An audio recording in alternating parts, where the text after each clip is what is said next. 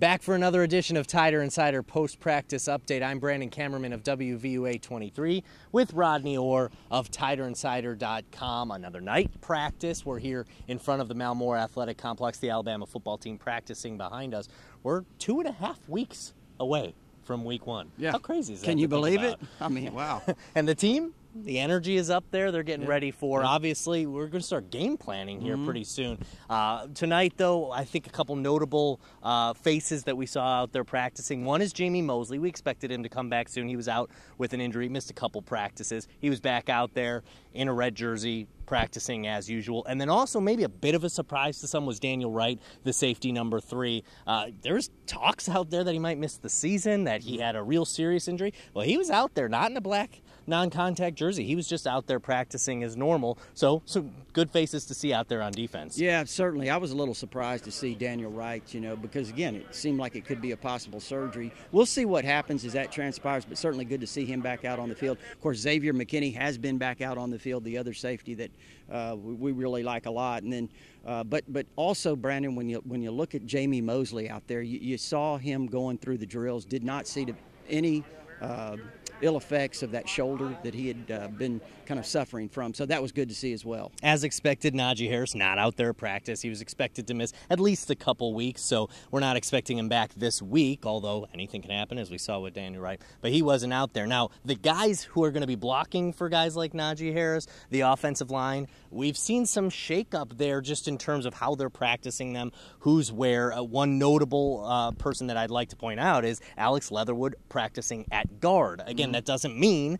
he's going to play guard, but for now, they're giving him some reps there. What do you think that means? Well, I think when you look at it in August camp, we always see a lot of shuffling in the offensive line. They're trying to get the best 5 in the right 5 spots for each guy. And when you look at Jedrick Wills, he is a guy that is so versatile. He could play guard, could play tackle, but I do think he seems to be more comfortable at offensive tackle, so they're certainly giving him a look there. Leatherwood inside. He's another guy, obviously versatile. Played left tackle in the championship game, right tackle all camp, all spring as well, and then now inside at right guard. So again, I think they're still looking for that right combination. I think they have a pretty good feel who their best 5 are, but they're looking for that right combination. Yeah, there was some talk for a while there that maybe Jonah Williams would possibly move inside. And, Leatherwood obviously came in for Williams in the national championship game and did a great job in the second half of that national championship game. But like you said, it's important to get the 5 before it is to decide where they're going to go. Exactly.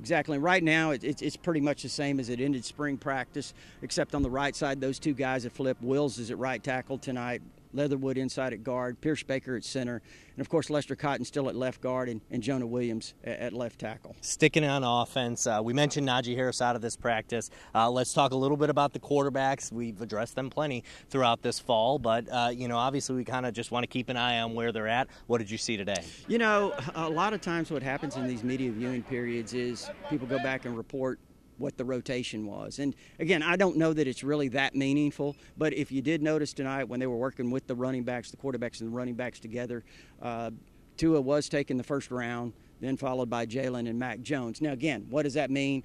Probably nothing in terms of what a real pecking order is by any means, but at the same time, it is something that that you do look at during the media viewing period, and you look at it and say Jalen had been running with the first group for the most part. So again, just something to note. I think this year the offense has gotten a whole lot of love before the season's even started. We know how many weapons there are and how talented that unit is.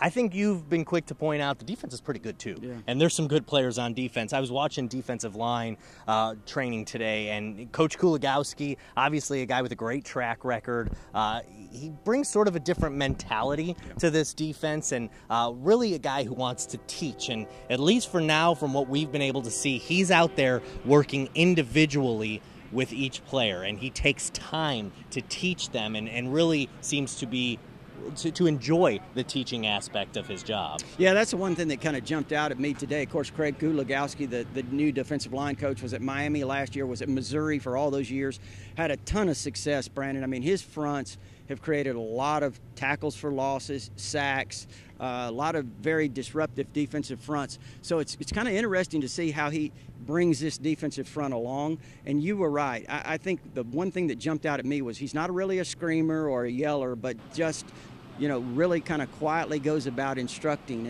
And it did catch my attention how he treated the walk-on players. He really took a lot of time with those guys. And these are guys, let's be honest, Brandon, this may be the highlight of their career, the practices. So really, really impressed by what I saw from Coach Kuligowski. So good for those walk-ons to get this experience. And like you said, for him to take the time with each one of them. Now let's talk about some of the guys who might be playing a little bit more than the walk-on, some of these scholarship players, newcomers. We've talked a lot about some of the guys who we know are going to be the starters, Raekwon Davis, Isaiah Buggs, Quinnen Williams. Let's talk a couple newcomers.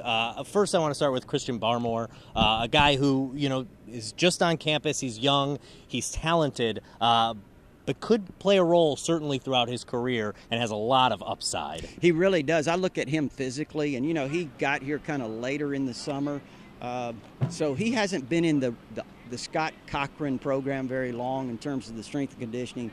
And when you envision him in a couple of years, or even a year from now, he's going to really kind of change his body. I mean, he's 290 pounds, but it's going to look a lot different next year this time.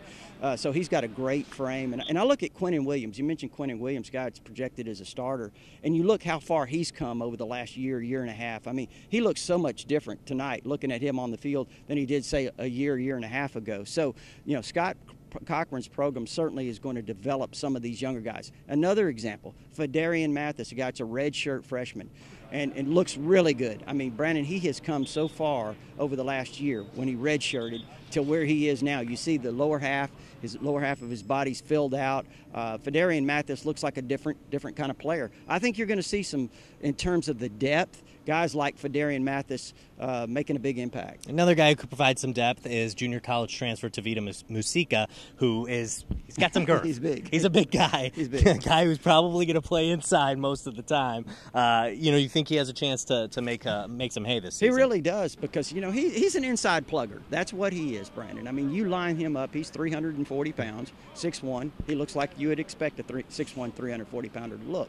But I mean, he can play. He's got great feet. He can move.